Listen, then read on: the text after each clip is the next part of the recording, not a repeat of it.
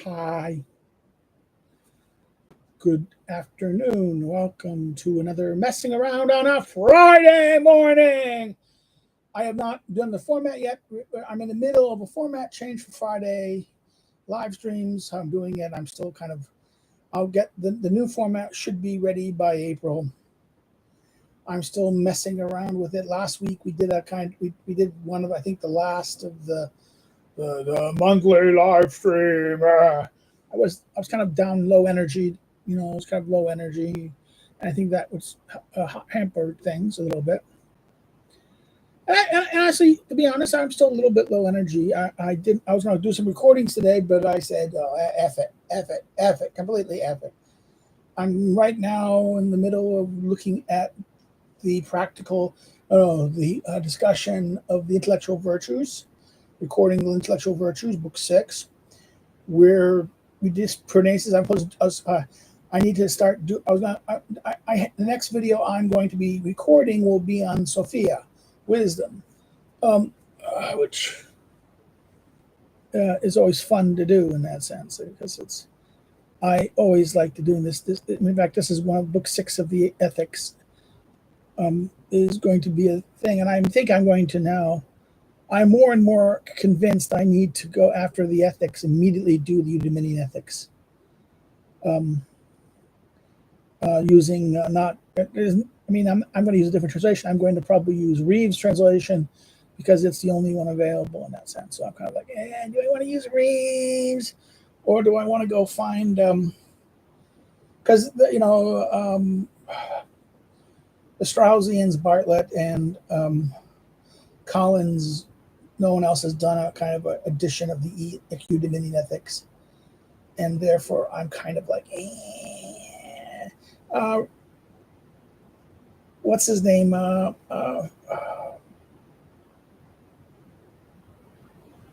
Peter Simpson has done a translation of the Eudaimonian ethics, and I'm kind of leaning either towards Simpson's or Reeves' translation of the ethics, and only cover the books that are not included, not shared, the non-shared books. Maybe I shouldn't do the shared book also, but that would be covering the same issues. And yes, there's differences, and maybe I should have a separate video on the differences between the two shared books. And there is a big argument about this. My friend, Peter Simpson, who I'm kind of friendly with, I've known for like 30 years, so Peter Simpson has some good articles that he published about in the last decade on the question of the Eudaimonian ethics and the Enigmatian ethics, the shared books, and how there are slight differentiations in between them in that sense, and where they're placed in the different books. So that's that. I'm starting my new class at Norwich. Norwich is a small group. It's history of diplomacy class. It's origins of the state, really. It's a small group too, so I'm kind of like, we're doing it. And the first week is kind of like slow. People, they're starting their program, or one is starting and one is not, and they're kind of having to get into the habit of posting. And the first week isn't graded, and because it's not graded, they're not being as active as I would like them to be. And then we're in the third week. We just finished the third week of courses at Warsaw University, where my course on the Constitution, the historical development of the framing, we're just getting to the July 4th break and the creation of the Gary Committee and the Connecticut Compromise, in that sense, the creation of the Connecticut Compromise. And then in the Introduction to Politics course, we just did week 3, which kind of continues. It shifted from the ending of the discussion of the tribe, empire, and city, to the creation of the move from the city to the state, the city and state, the tension between the ancient political form and the modern political form. And that was that week's lecture. I discovered for the Budapest conference, the they picked. I mean, I gave them two topics. Then he arranged. He kind of. I thought we negotiated, and I thought we negotiated for the different topic, the new topic. But apparently, they went with my first suggestion about the force and fraud. Now, I have a piece written on it. I just have to make expansions of it. So I'll use the conference to kind of, flush out some issues there at the convention, at this conference, a thing like there. I haven't really gotten work done for my October, the paper that is due at the end of September on Aristotle's political anthropology. We talked about it last week a little bit. I think I'm going to set some, I think I'm going to spend one day playing with that and creating the outline. I think the outline, I talked the outline through with you guys last week or the previous week, and therefore I'm done. I think I have an idea. I have a structural idea, and I just have to go just write it. That's the best way to go about it. And then the May paper on the constitutions. Okay, I talked about that. I'll just go raise about this. I just viewed the interview of me by Laurie Johnson for her website at the Magdalen Academy thing. It will probably be published on March 24th, she said. So I was like, it was an hour. So she cut, we were a little long. We cut it. She edited things. She's a better editor than I am in that sense. I saw some of my mistakes in it. I'm not perfect. I admit that. I saw my mistake in that I should have gone more into discussion of politeia, talking about the double nature of politeia. Politeia returns as regime or form versus the specific regime use of politeia and the so-called polity thing. But that's a bird of another feather, and you need to maybe do a video or talk about that someday in the future. So writing and working a little bit. I think my 4 changes, the 4 small changes in the Constitution, I spent like 3 or 4 hours and a whole bunch of articles downloading them and getting them to get basically a bunch of articles that substantiate the claim that basically address the claims I made in my paper, giving some supporting substantiation to it. So that's good. And I will spend I only have to spend like a weekend, a real hardcore weekend, just editing and tweaking that. And I will submit that to a journal, the Polish Constitution Journal, either the Constitution Journal or the same journal. I don't know which, but I will look at it and think, what does that work? I think my article as it is works pretty good in the sense of small changes, how these small minuscule changes have significant cultural and social impact, as much as people talk about the New Deal or the progressive reforms or the 14th. Now these big constitutional amendment changes do make change. I'm not denying that. But then what happens is that even small change makes change, and fundamental change. In fact, that's the problem of this. This is the problem of the metaphor. How do you kill a regime? It's not necessarily killed by big drastic things. It's usually killed by small things that people don't notice. And when it's too late, then it's too late to resolve anything. The boiling frog syndrome. So those are the kind of my first 10 minutes, talk about what I've done, what I've been up to, what I'm working on. Videos, I'm probably going to start recording maybe tomorrow, Sunday, Monday. I'll get some recordings done. I have basically what I'm on. Book 6. I am I'm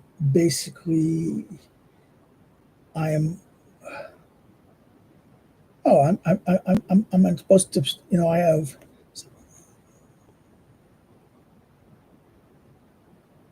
I have 7 chapters left of book, 7 halves.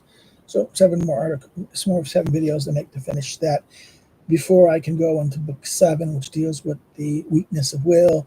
And the weakness of will thing is 14 chapters. Then before we go into the book 7 and 8, 8 and 9, which are the friendship digression, which is a very thing. And one of the things I got this edition. I know about this. I remember seeing a copy of this when I was in America. When I was studying in this America, when I was at Brown University's library using that for that, they had an original copy of this book. I remember that Aristotle and Friendship, which is basically by George Percival. It is a translation and expanded translation and commentary on book 8 and 9 of this by Cambridge in 1940. And it's this is done for this, what they call the Haskell Street Press. And it's basically the reprint of that book. And it's, okay, so it's pricey, but it's worth it. Because sometimes you can't get editions like this at the libraries. And it's very interesting to study different translations and different commentaries. I have the the Oxford Clarendon edition of the commentary and ethics on friendship. I think it's by Michael Powick. The Clarendon edition, which deals with ethics 8 and 9, which is very interesting in that sense. So the friendship, when I get into the friendship discussion, it's going to be very interesting for those who understand. Because I think this is one of the dimensions. In many ways, the discussion on friendship is, in fact, the missing link to understand the missing element that was within Aristotle's book, Politics 1-2, between the discussion of, reproductive, desire for reproductive being the basis of koinonia, and the idea of forethought and those who have forethought versus those who lack forethought. There is also, therefore, what is now these two are the principles by which kind of explain the engine of it, but then friendship is another engine to do this. Now, I don't have it. It's over here someplace. It's over here. Cicero's Diophaces, which I really would like to maybe do a series with people on, but because I think Diophaces is probably one of the most important books in that terms of that thing. Okay, now to the business. So that's enough of the kind of what I'm doing in that sense, doing interest. I just mentioned one more thing. I think I will do the rhetoric. I said I'd do the rhetoric. People saying, well, why don't you do another modern one? Why don't you do something about Schmidt? And I said, the problem with Schmidt is it gets too long. I'm really thinking about doing his constitutional theory. But if I do the constitutional theory, I'll have to divide it in a certain way.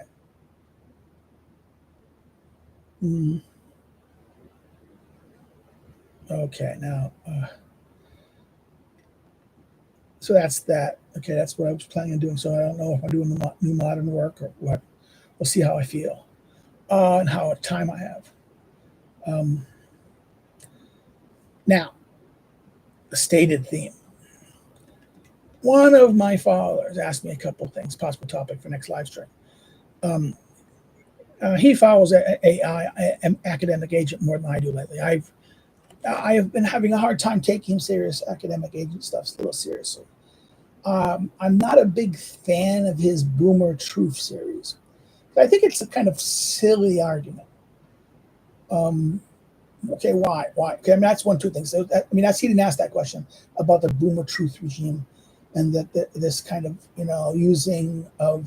using this Strauss-Howe categories as a mechanism to understand epistemologies and regimes.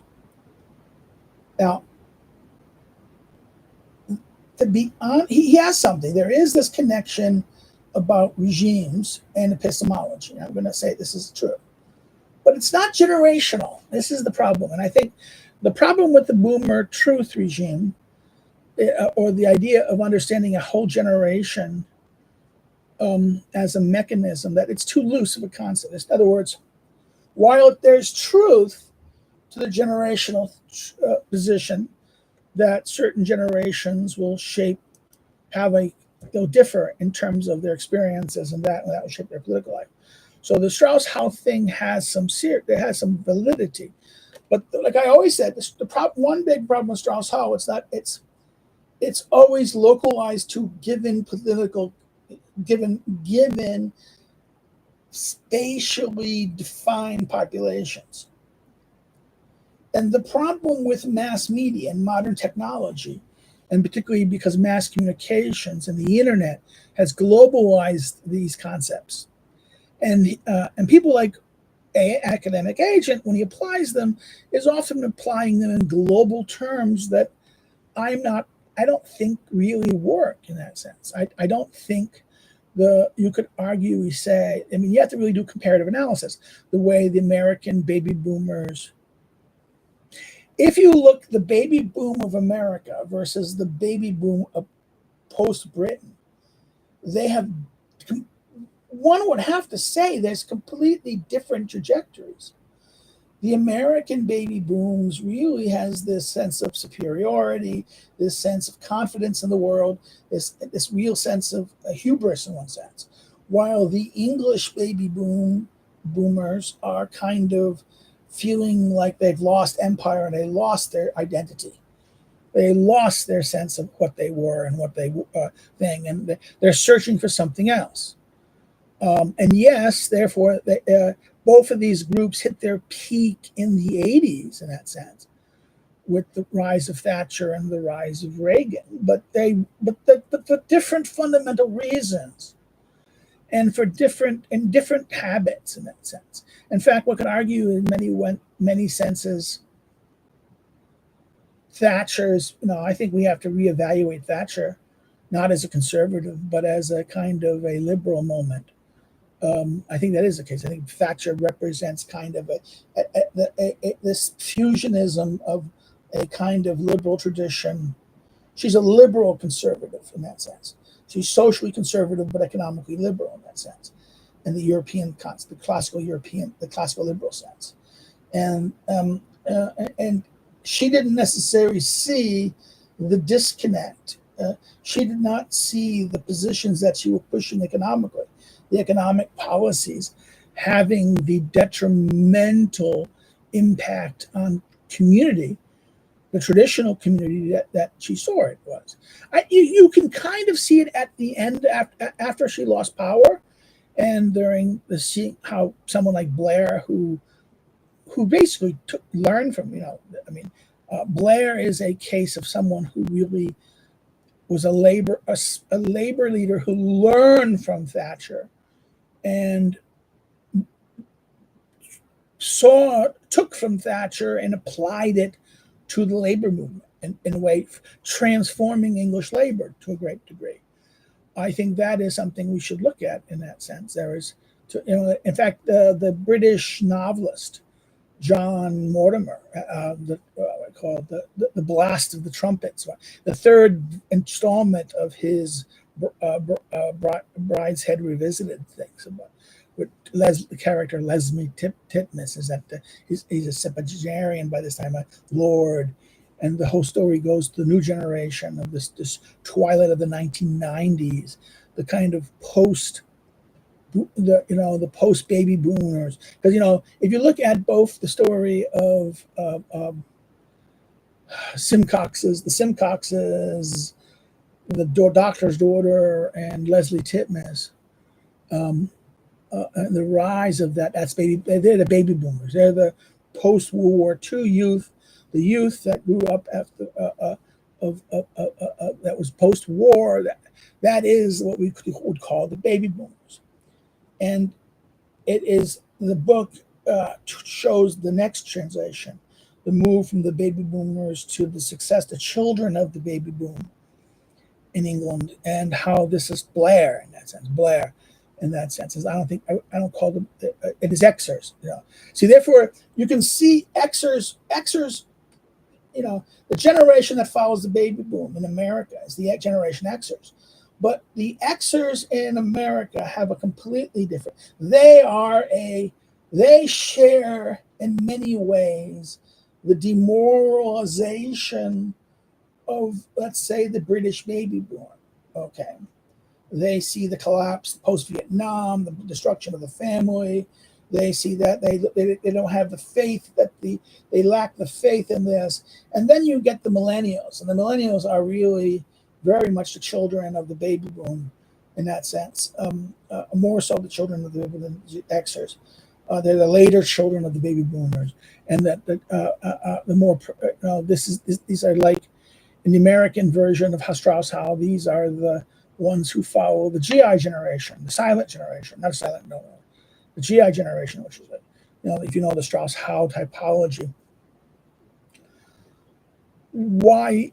So while the structure, I would argue that if you look at this from this point of view, you can't apply this thing universally in the same way. And the problem is our common language we do. And our internet discourse, because it's globalized in this way, we apply this language, and in doing so, this leads to very loose concepts, broad concepts. Boomer, in a broad concept that it works across cultures and things in terms of that historic point of entry, that period, is a weak defining. It's too broad. It is not specific enough in that sense to be really to provide for the arguments of epistemology that I think academic agent wants to do. And I'm thinking when I look at academic agent's account of the Boomer truth regime, okay, it is his perception of this is a very British perception, even though he himself is not. He's a child. He's an immigrant. He's a child of immigrants who marries in the lower English class or the Welsh, class in that sense. Not. He's atypical from a true Englishman in that sense. He's not a true Englishman. He is a immigrant who brings a child of immigrants who look at the culture and adapts it and wants to glorify it to a certain way. But it's not innate to him. It's culturally innate to him. It is the clothing and the structure and the kind of habits. In other words, it's not something that is in his using his own language of blood that he now uses. That's the problem with AA. AA from the decade ago versus AA now is a completely different AA. The AA today has more in common with Spengler and what's his name?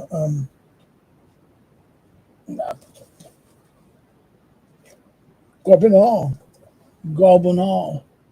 than he does with the Austrian economists and the Austrians that he kind of championed over a decade past. And I kind of blame the influence of Curtis Yarvin on that. I always keep on forgetting Carlyle art, Carlyle love, the Carlyle fetish. And in fact, Carlyle is a perfect example of someone who looks at Manchester liberalism and looks at it from a negative, influenced by Rousseauian romanticism, and sees that longing, a kind of a critique of Manchesterian liberalism, and sees and follows in the path of someone like Gobineau. Okay, but that's neither here nor there. But back to this, what AA does. The Boomer truth regime, even though in the American culture, boomers have a problem. Boomers have a lot. There is a problem with the boomers. They were an irresponsible generation in that sense. There is a truth to this. But the British, when he speaks of someone like Blair being a boomer, I'm saying Blair is that moment of transition.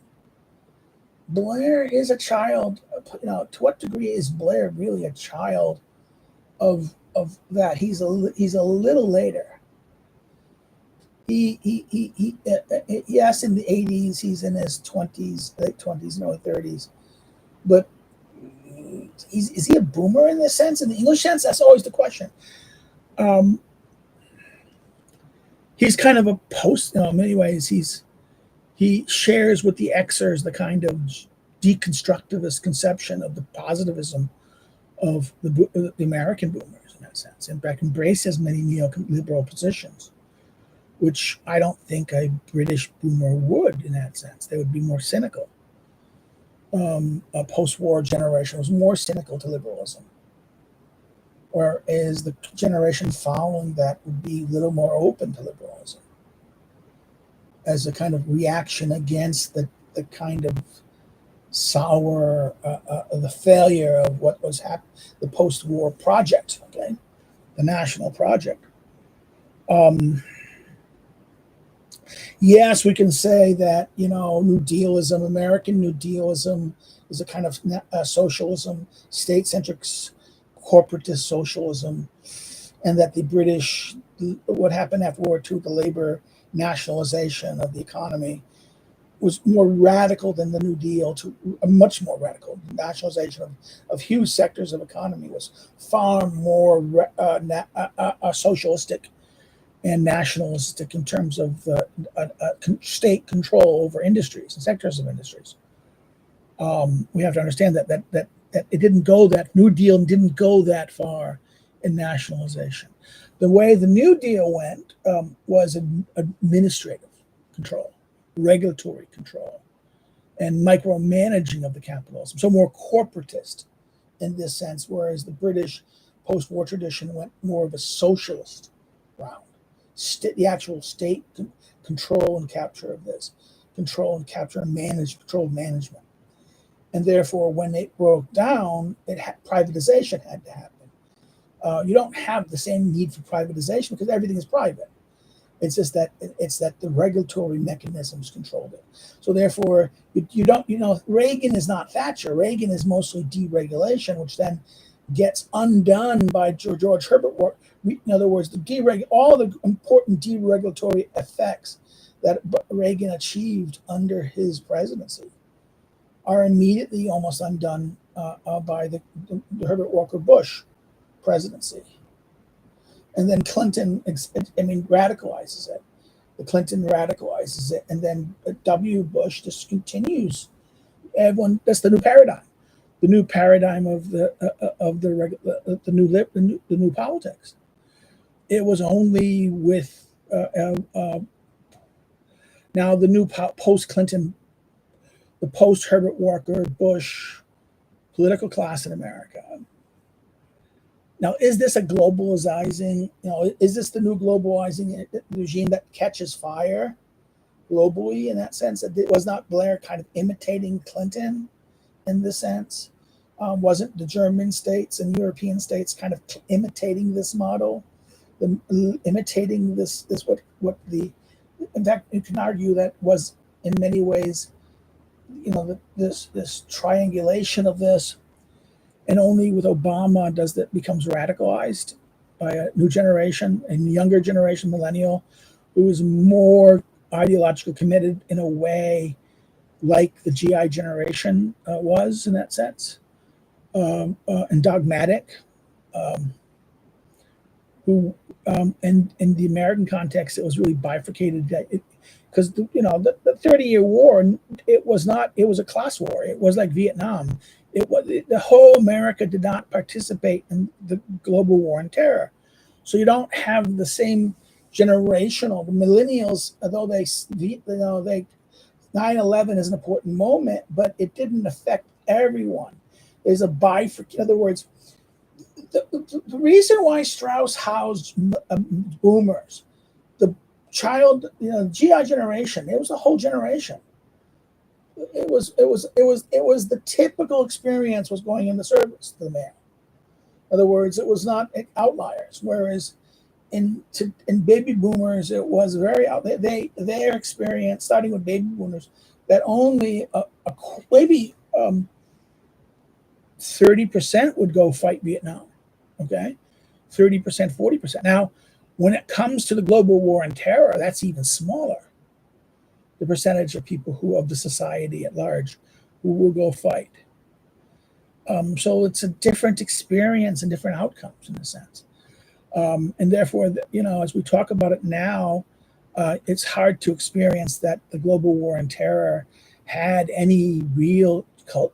It didn't really affect one group, this whole generation one way. It depended on what segment of the generation you were, and it was usually class based, very much class based, not generationally based. And I think this is the case also in, let's say, transition from communism. Transition from communism was no longer, in other words, the mere generational born that was not done after that are not going to have the same experiences, because the different class aspects, the different new classes that emerged in the breakup of the communist rule and the post-communist development led to new classes. In fact, in other words, the children of the communists basically became the new oligarchs. They became the elites, and therefore the old communists, or those elites, for the most part, were the elites that transitioned and came into power as the new elites, controlling. I mean, that's what privatization was. It was transferring of the state properties to the ownership of these elites. They became their property and their things. And therefore their children became entitled. There was a class differentiation. So I think this is a more important way to look at this, a much more dynamic way than generationally.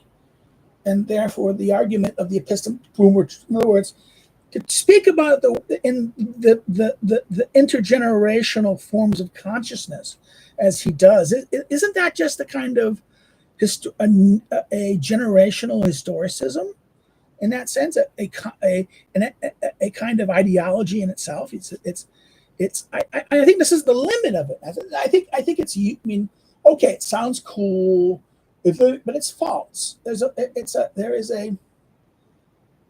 There is something fundamentally incorrect about it, in the sense that it's too sloppy. It's too broad. And because it's so loose concepts, it'll fit. Maybe it'll work. Maybe you'll see it. But how precise are these concepts in that term? And is any way to verify or to confirm them? That's the problem. This is my social scientist. You can't test the claim. In other words, this is like one of these non-false. His model is a non-falsifiable model in that sense, and therefore I'm suspicious. It's a nice story. It's a powerful narrative. And again, since AA is a literature person, although he's fighting against the postmodernist new historicism, his origin is kind of the rebellion against the new historicism in literature, right? And the deconstructivist post-historicism, and sought to return to a kind of, a moralistic, a tradition that saw the author and the importance of the author and as the moral artist, as between a Shakespeare book. But then at the same time, he got introduced to economics, and that this brought him into systemic thinking. It's right, different. That's a different model of approach to this. So that's the boomer truth thing. Now, but the person asked me, well, wait a minute. But that's the thing I put on there. It says the feasibility of academic agents' vision of some kind of coup de force leading to establishment of a more far-right regime. And his argument, my commenter said, this doesn't seem realistic. And I agree with it. There's no coup d'etat. There's no possibility of a coup d'etat. And one of the problems with AA, I think, is tied to his understanding of elites, how elites actually emerge. Elites do emerge. And and this is where I share his appreciation of the Italian school. The Italian school, people like Vincent Pareto, Wilfred Pareto, Richard Michaels,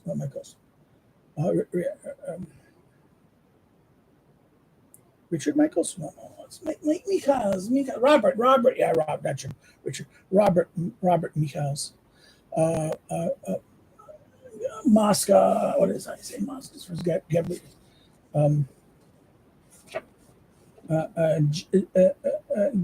Gaetano Mosca. Um,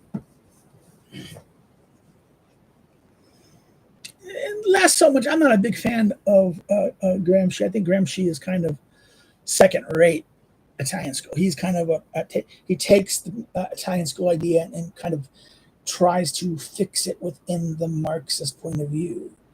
Burnham is, a fellow traveler. He's a cooperator with it. Who then comes to Moscow and gang through, his argument with Trotsky. Okay, and the idea of the management thing. Okay, and Burnham returns to this Italian school, an idea of elites. But and he's rightfully points him back to Machiavelli. But the lesson of Machiavelli is elites are made and unmade. Elites can be made. The elites are very vulnerable. Yes, the problem with the masses is the masses really need leadership. They need guidance. They need motivation. They need someone to kind of take it. But the problem here is that while that's true, the problem also means that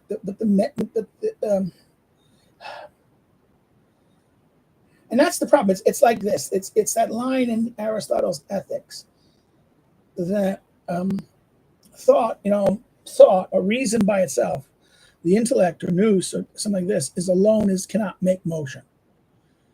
It's thought plus desire. In other words, that's the thing that makes motion. And what is the intellectuals? The intellectuals are always the kind of thinkers. The elites are not intellectuals in that sense.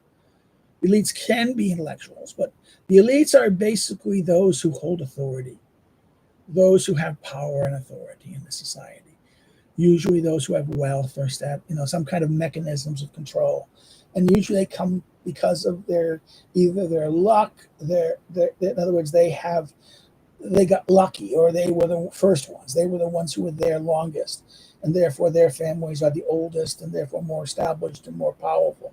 Or in other words, there's different reasons why elites emerge. And I think that is one of the things we have to understand about this, that there are elites differ by different reasons. One of the reasons is time and stability of family and length of time as a family and the concentration of their wealth and their resources and their ability. The ones who were able to get lucky, some got good land, others didn't get good land, and therefore some were productive, others weren't productive.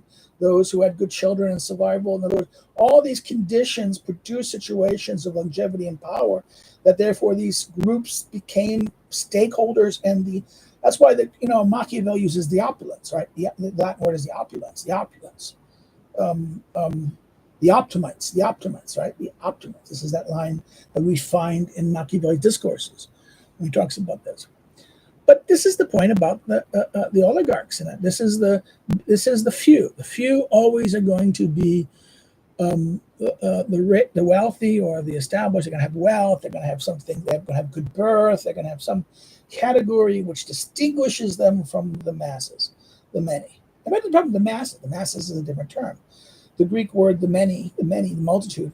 Well, there's many manys. This is something I talked about with my interview with Laurie Johnson about this. About that's that's why Aristotle's better than Marx, because Aristotle recognizes the multiplicity of the many, and that there's a multiplicity of the many in a way that Machiavelli kind of dismisses a little bit, because Machiavelli is looking at this in a kind of more, he wants to look at it in the terms of the largest multitude. He kind of is a sloppy Aristotelian in this way. He takes the Aristotelian construction of the many and the few, which is also something that's present in Roman writers and this stuff. And he frames the Aristotelian debate wholly within Roman terms. And I think that this is a way that you can misunderstand what Aristotle says. And that's also the same problem with Polybius. Polybius's account of the Politeia that he gets in book 8 of his history. where he talks about the Roman regime, but you get his autoculus. I can't ever say that word. I have to find my and siculus, the cycle of regimes, the cycle orders. So to understand the question of how can a coup d'etat happen, how can there be kind of a coup d'etat, you have to understand the natures of elites properly. And also you have to understand the regime you're in too. And I think this is the, even though I don't want to get this kind of, I'm going to say Hitler failed in the kind of coup d'etat. We can say, Hitler had a coup d'etat, a coup de force, right? The coup de force. And that's like Mussolini, 1920s, right? Mussolini came to power through a coup de force. Or another aspect. In fact, there's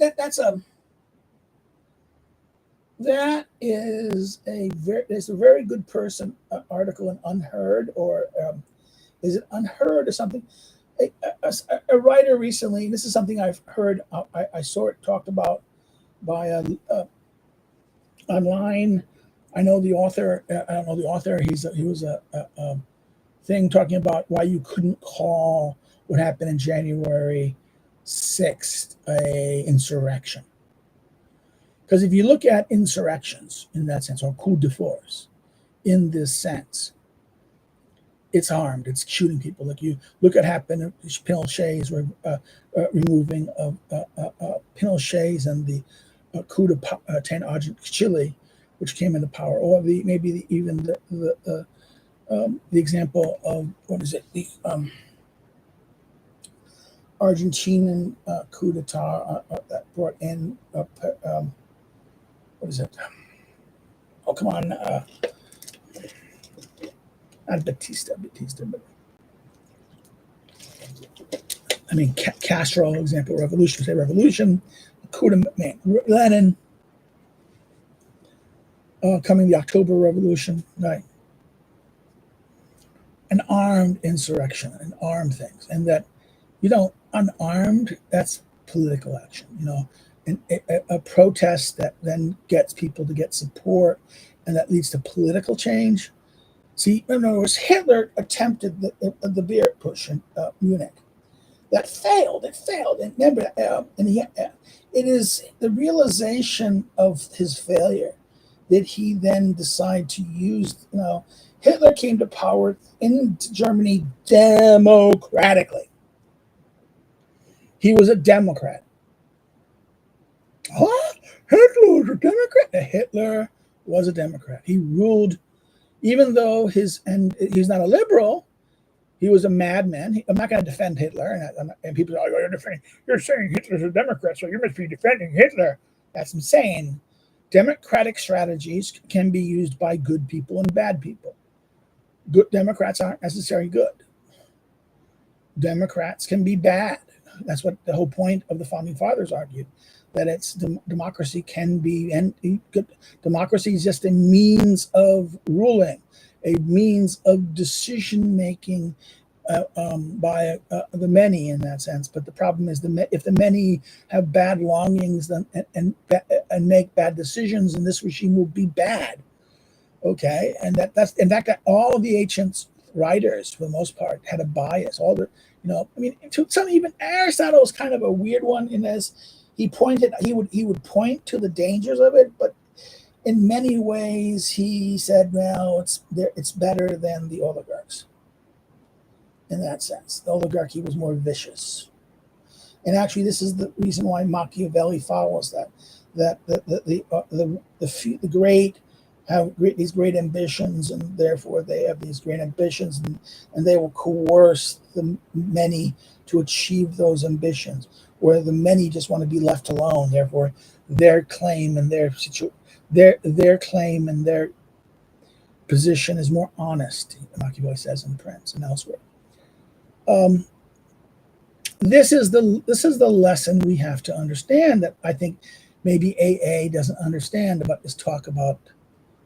And I call it, there is this among some alt-right things, there's going to be this, that things will get, now, the 4A coup de main to occur, again, why did Mussolini succeed where Hitler failed? Because the conditions were not right. In other words, it was if Hitler, Germany was not Italy. Remember, Italy was on the winning side, not the losing side. Italy was on the winning side and got nothing, and it was humiliated in the war. It was humiliated in the war, and the peace gave it nothing. Okay, this is the and the humiliation of the Italian military and the campaigns against the Austrians, and was so devastating in that sense and demoralizing that we have to look at this, the Germans and Austrians, and then look at this as a way of saying, ooh, what's going on here? Why is this happening? And then look at the possibility. In other words, look at again, this is a way where Machiavelli would be something. Maybe AA needs to go spend some time with Niccolo. Read what Aristotle says, but Machiavelli says about great captains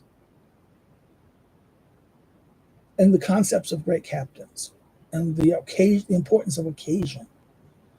And to really understand, I think he should really, and that's why I will do a new video series redoing the Prince. I don't know when I'll do it. I want to do a class someday on the Prince for students. I used to do it when I was teaching at the Warszawskiego and other private schools. I used to do the Prince all the time. You'd have like 4 or 5 weeks on the Prince, 5 weeks on a Prince. You can do that. I would like longer. I'd do maybe a 15-week course on the Prince and going into depth of the understanding of what is going on here, because this is the Prince is it's a small book, but it's everything Machiavelli knows. Therefore, you have to flush it out. You have to think through it. And I think this is the lesson why the coup de force, is not going to happen of an all-right situation. You don't need it. You can achieve it democratically. I'm sorry, but there's all these voting things in America. Again, I think people need to spend some time watching Rich Barris. Rich Barris here is right. That yes, the Democrats are going to cheat. Yes, the urban political machines are going to do what democratic urban political machines do. Therefore, they're going to find ballots, but there's not an infinite number of ballots that can be done. If you and if the more people show up to vote, right, the more the registered voters who didn't vote go vote. That's, in other words, the amount of ballots they can try to use diminishes. In other words, that if you have high turnout, and if you get energized and turn out and vote, the Democrats, these urban democratic machines cannot use your vote. In other words, they take the people who haven't gone to vote and say, oh yeah, I have this registered person here, hasn't voted. Well, we have this ballot here, we'll put it in there. In other words, that's where the cheating comes from. The cheating comes from that. You just can't print, in other words, they just can't simply just print ballots. They have to tie the ballots to their voter registration list. Yes, the dead vote, and the Democrats do get the dead to vote, right? But this is this is why the need to clean, Republicans should have. This is the mistake of the establishment Republicans by kind of. We don't want to sound like Donald Trump and his insurrection of January 6th, saying that the Democrats no, we can't do that, because if we do that, we'll be criticized by the media and intellectuals. Well, F them. They do cheat. I mean, anyone who studies American political reality, American history, American politics, come on, knows that. I mean, my God, even fucking TV, mainstream TV in the 90s and 80s were honest about it. about the reality of the urban cities and how they kind of find stuffed ballots. I mean, come on, look at this stuff. The Good Wife, right? The Good Wife, the CBS series that Mongolis, Julia Mongolis is his character.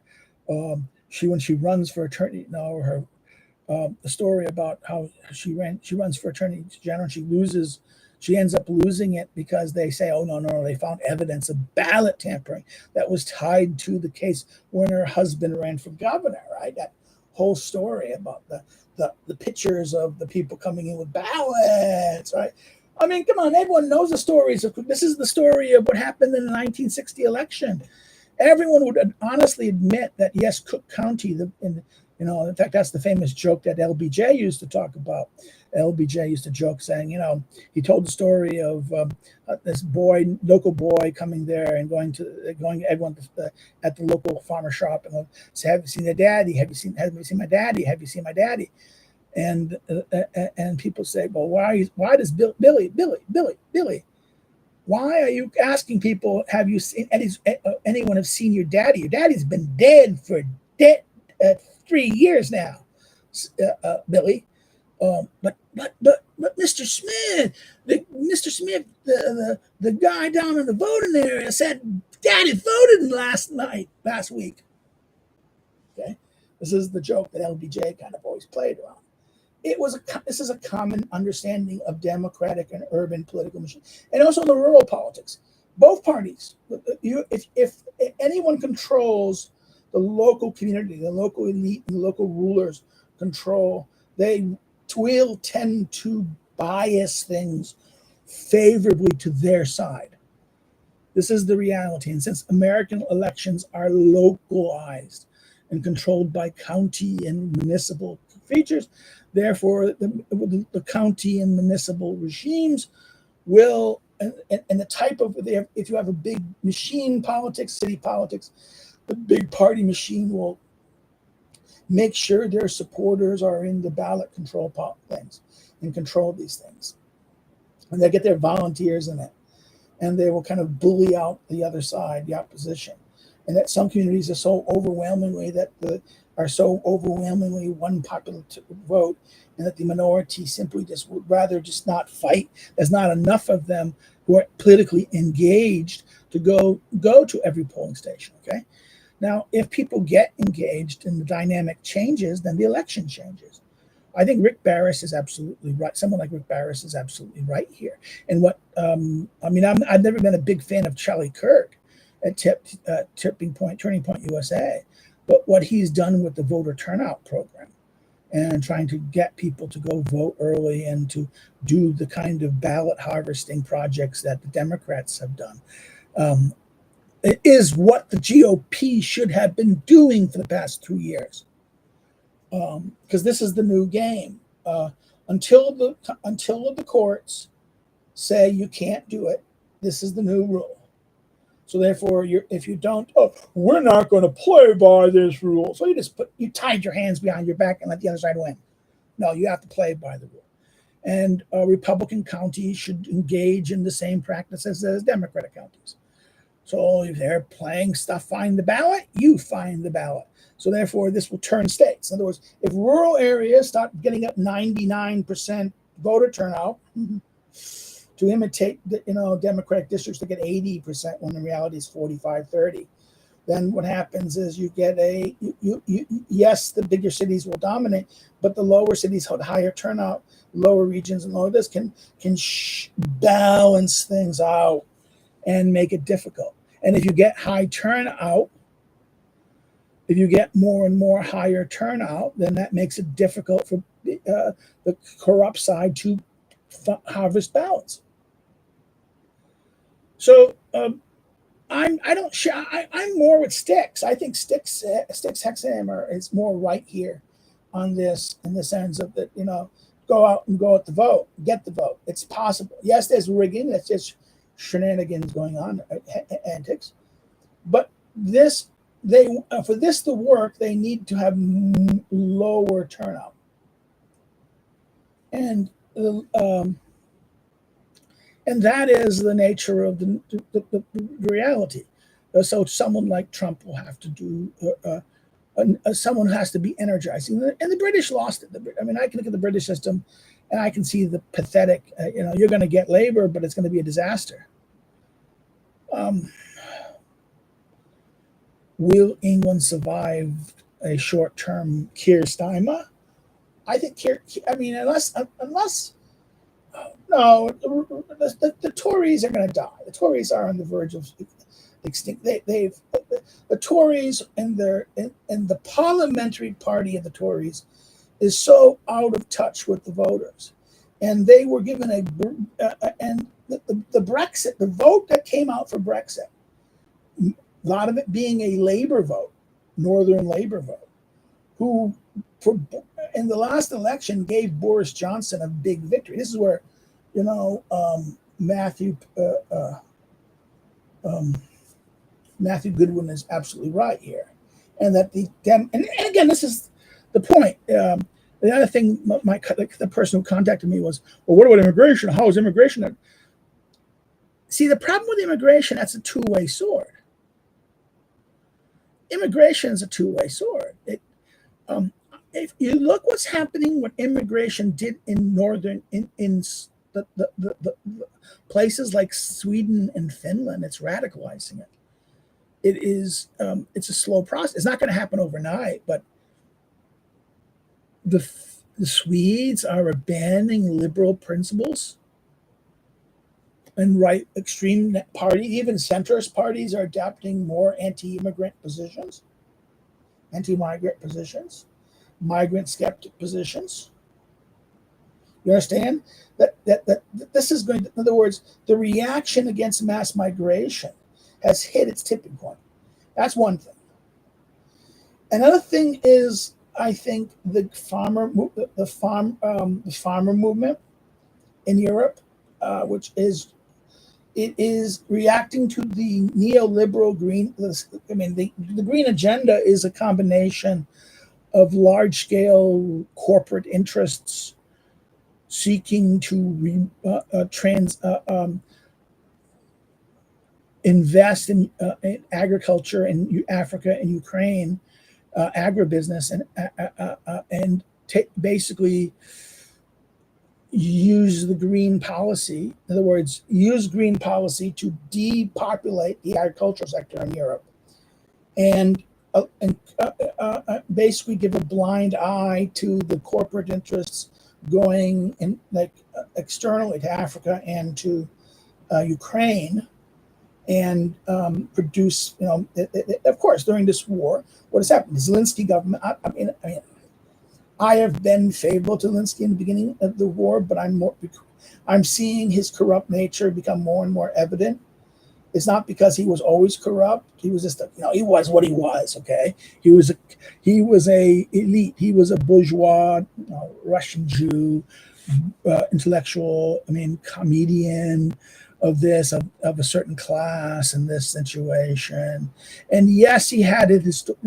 Yes, he did the right thing. But even a broken clock does the right thing. We say, right? He did the right thing in the war, not flee. He started and fight. He did that moment.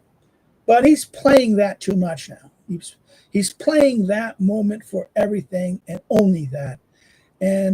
But instead of making real sacrifices necessary to achieve the victory I would think he would want to defeat the Russians, that's why he fired the general and things like this. So, and also you can see the business deals that they made. That a lot of U.S. aid is aiding a lot of this defense budget. This Ukraine aid package was about subsidizing businesses in Ukraine, helping people to do things. But what are these businesses? These are European oligarchs going in, making deals with the Ukrainians. Remember that much of the farmland is still state-owned. It might be farmed or rented out to farmers, but it's owned by. In other words, privatization was not completely done, and it was. In other words, if you look at the question of farming and post-Soviet collectivization, remember Russians collectivized in ways that Russia and Poland and Slovakia did not, to some degree. And then after the collapse places that did somewhat centralize undid it to ways that Russia and Ukraine did not.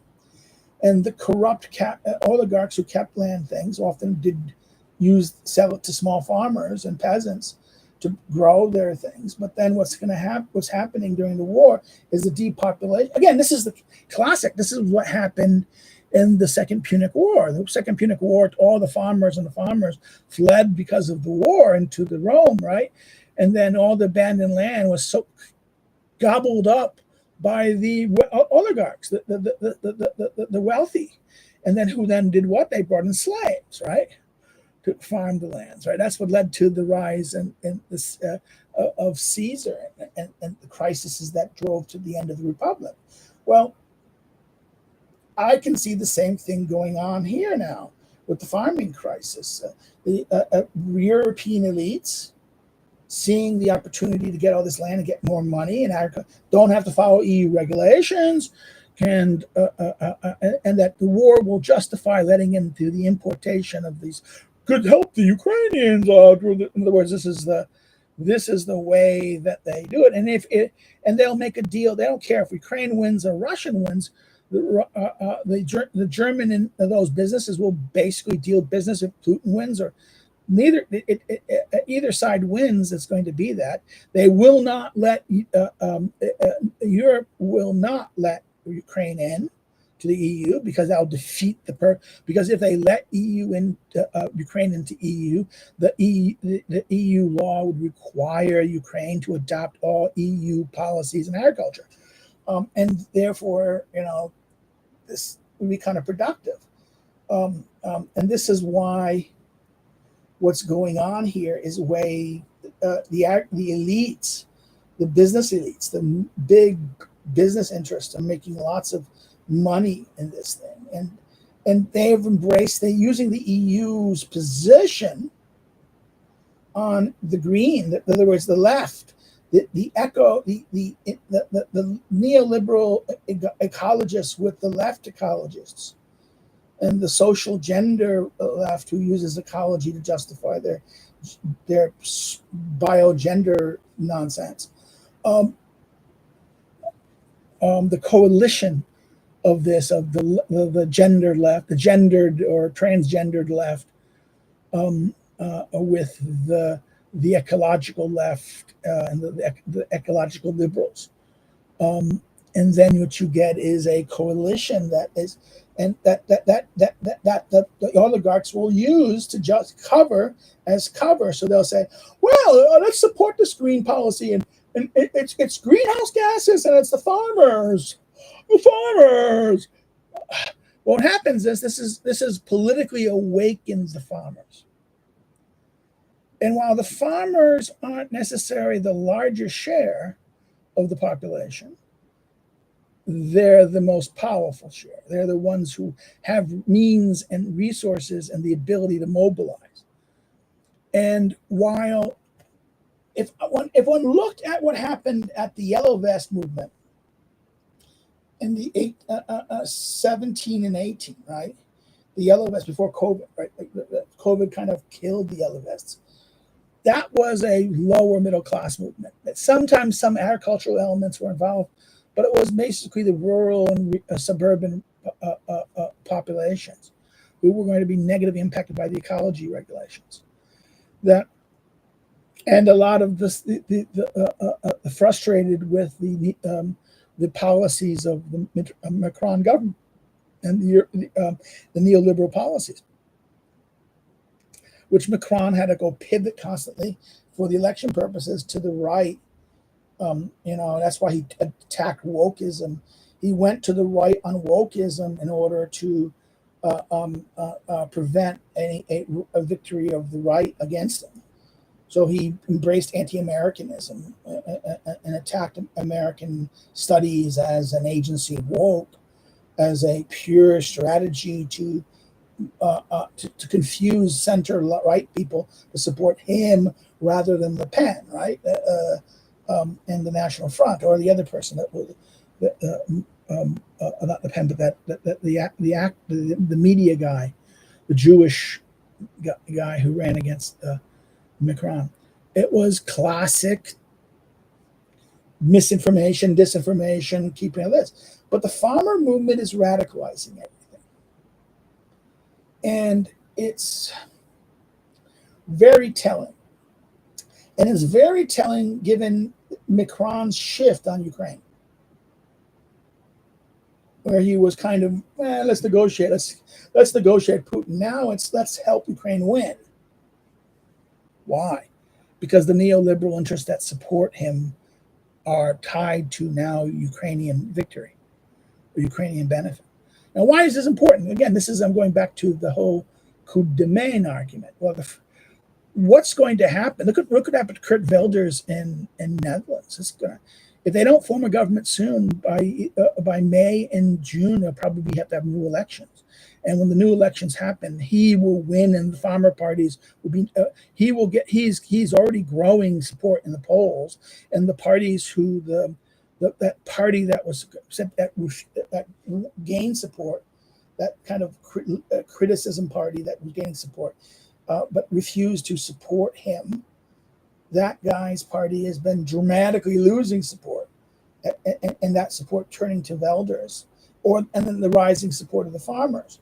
So what you will have is Wilders' party and the farmers maybe getting enough, maybe with one conservative party additional, form a three-party coalition to create a government, and then maybe even introduce Nexit.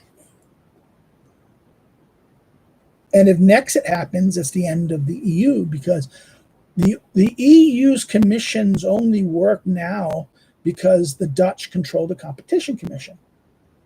And that is the thing that keeps everyone fair.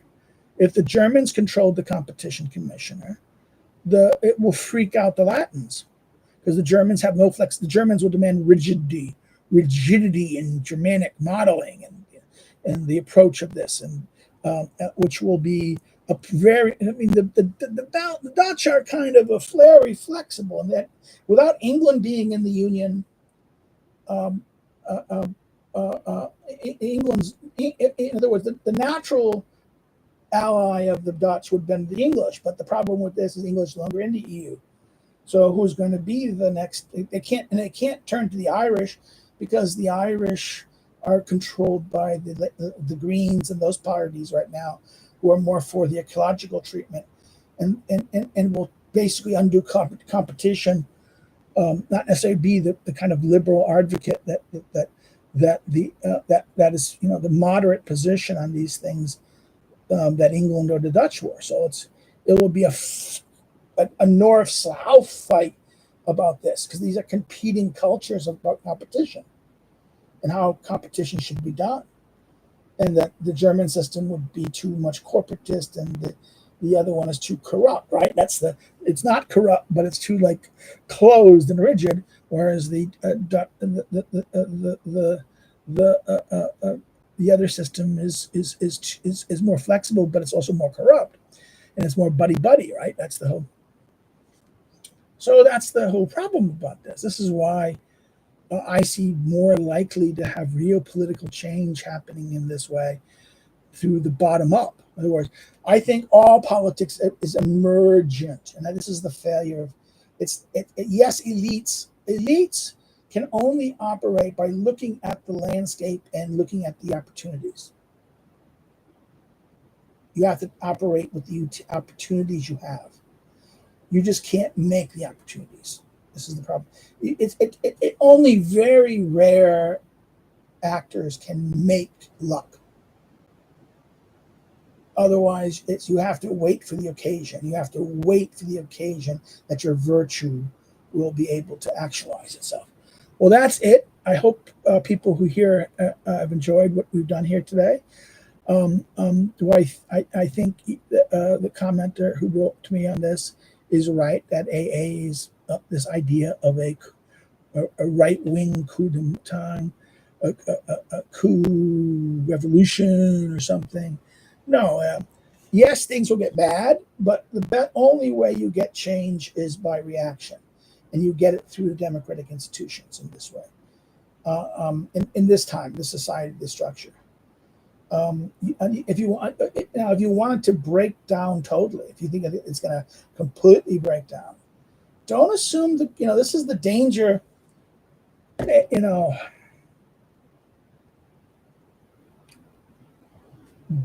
This is the mistake Schmidt made. Schmidt and many of the conservatives made in 1933 with Hitler. Now, I don't want to sound like these liberals and say, "Oh no, I don't believe for a second Donald Trump is Hitler." This article, the recent article in Unheard that was about this, makes it clear that you have to have these authoritarian types have a completely different personality than Trump. Trump simply is not an authoritarian personality, and anyone who thinks that knows not what the fuck they're talking about.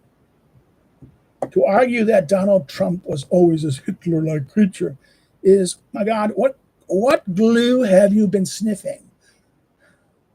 What glue or crack have you been smoking in such ingested level that your perception of Donald Trump was a typical media liberal? He's a liberal. He's a typical. He's a, he's no, I'm not going to say he's a conservative icon. He's not conservative. He's a businessman. He was a kind of a self-made entrepreneur who kind of liked entertainment and wanted to be part of entertainment and went into media and is good at communicating, good at marketing, good at branding. He's a master communicator in a certain way. But is he this fascist leader? Does he have? I don't see there is a fascist element in Trump at all. Oh, he embraces rhetoric of it. No, he plays rough rhetoric. Yeah, but anyone does that in political life. Oh, then all business is fashion. That's the Democrats have called.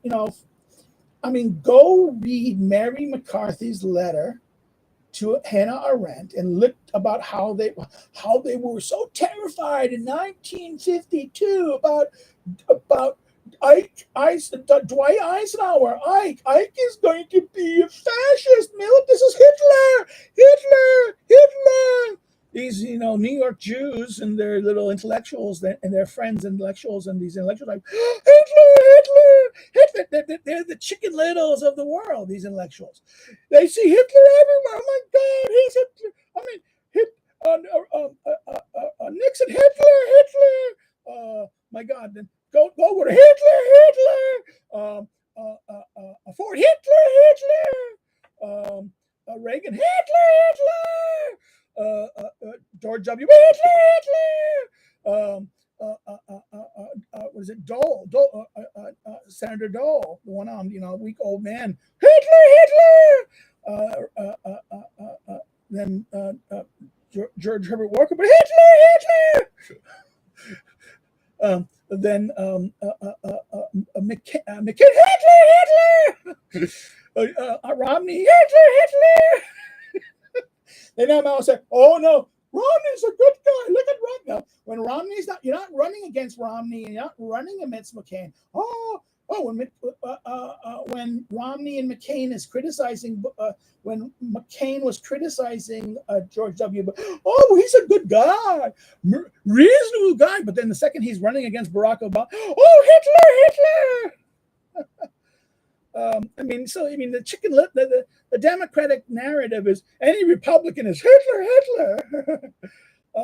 Is this so laughable? And that Donald Trump is Hitler, and this demeaning Donald Trump's a racist. Come on, Don King was right about it. Don King was laughable in this.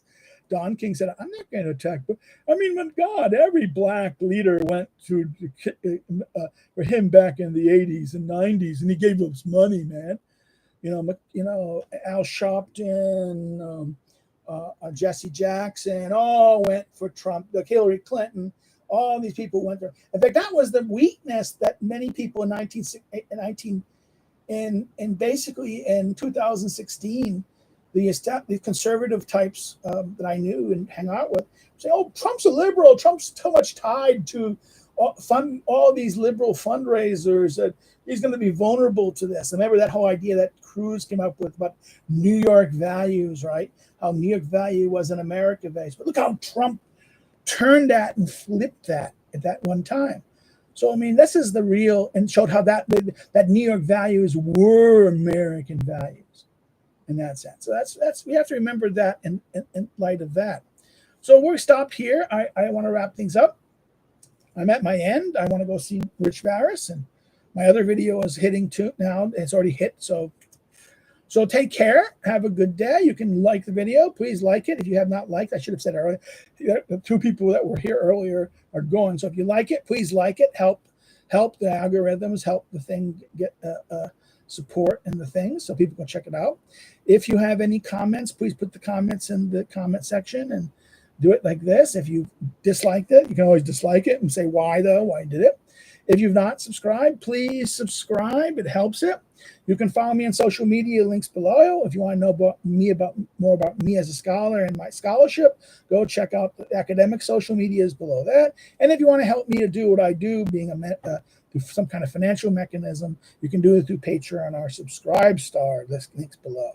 Or you can just buy one of my books with any of the list of my books that are there below where you can buy it through a normal bookstore, or you can go to a local bookstore if you want, or you want to go to online bookstore like Amazon or Barnes & Noble or any other online distributor. Well, that's it. Take care. Have a good weekend, and I'll see you next time we meet. Take care. Bye. Bye.